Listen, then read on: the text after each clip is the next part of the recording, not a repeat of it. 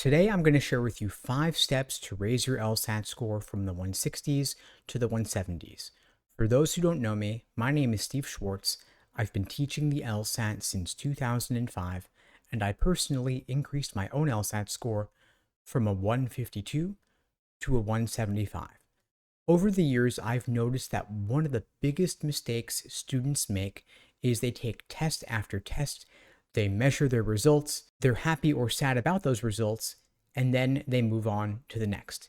Instead, what you've got to do is you got to slow down, learn from your mistakes, review in depth, and extract the key insights from that practice test that you took to help you study that much more effectively going forward. And so to that point, the first step I'm going to recommend for you if you're stuck in the 160s, if you're plateauing, is perform a deep error analysis. Use a technique like the Socratic review method for every question you get wrong, for every question you have difficulty with, to figure out exactly what went wrong and why, so that you can avoid making the same mistake going forward. And for every question you get wrong, there is likely also a question you got right, but guessed on and got lucky, and it just as easily could have gone the other way. And so we got to look at all of those questions to see, are there patterns in your mistakes? Are there commonalities between the questions that you're having difficulty with? You've got to understand not only why the right answer choice is right, but what was unappealing about it that discouraged you from choosing it. And you've got to look at not just why the wrong answer choice was wrong, but what was tempting about it that made you pick it. You want to keep an in-depth mistake log or wrong answer journal documenting your mistakes and the lessons learned, looking for any patterns in not just the question stem types that you're having difficulty with, but also particular methods of reasoning in the stimulus or in the reading count passage text, for example, or patterns in tempting wrong answers and unappealing right answers. At LSAT Unplugged, we use the Socratic review method in our LSAT prep courses, in our one-on-one LSAT prep coaching. And if you're interested in finding out more about joining our programs, you can check out the links below to book a call with me and my team. We'd be glad to help you out.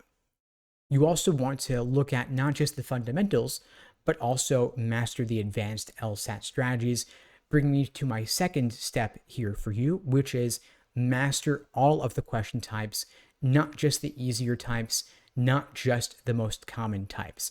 If you hate parallel reasoning questions, you've been avoiding them forever, now's the time to dig into those. When you're scoring in the 170s, it's because you're not having particular issues with certain question types any longer in the vast majority of cases. So you want to look at the less common types. Parallel reasoning, evaluate the argument, cannot be true, least strongly supported, and yes, even those hated formal logic questions that appear later in the section, the ones that are a bit weird, kind of like what logic games used to look like. You want to take a deep dive into those more complex question types and strengthen your skills in those areas. Now, step number 3 here is improve your time management skills, because it's not just about getting the questions right, it's about getting them right under test day conditions. So it's time to move on from drilling questions by type. It's time to move on from a focus solely on accuracy to also working on pacing, how you allocate your time over the course of the section. In logical reasoning, for example, there is a general order of difficulty, meaning that the first 10 questions are going to be a lot easier than questions 11 through 25 or 26. So you go faster on the easier questions, build up a time bank that you can then apply to the tougher questions later in the section. Out of those tougher questions, maybe you flag or skip 3 or 4 of them, come back to them later, when with a second perspective, you can break out of any previous tunnel vision, and with a second look, a fresh perspective, you can turn that question from a guess into confidently choosing the right answer. You also want to work on your endurance, which brings me to step number 4 here, simulating real test day conditions. Again, we are no longer drilling questions by type, and we're no longer doing individual timed sections. We are now pulling it all together, doing full-length timed practice tests with standard timing, a standard sitting. It's 2 sections back to back, then a 10-minute break, then 2 more sections back to back, and that's the exam.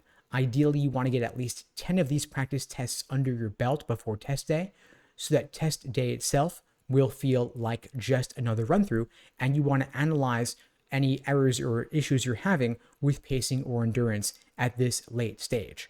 And finally, step number 5, you want to focus on your weak areas, maybe drill those on the side, while at the same time reinforcing your strong areas, reinforcing your strengths by building on them, deepening your understanding of the question types that you're good at so that you're having no issues in those areas and you're building your confidence. Again, if you'd like my help with any stage in the process, you can check out the links below to book a call with me and my team. We'd be glad to help you out. And in the meantime, I'll wish you all the best and take care.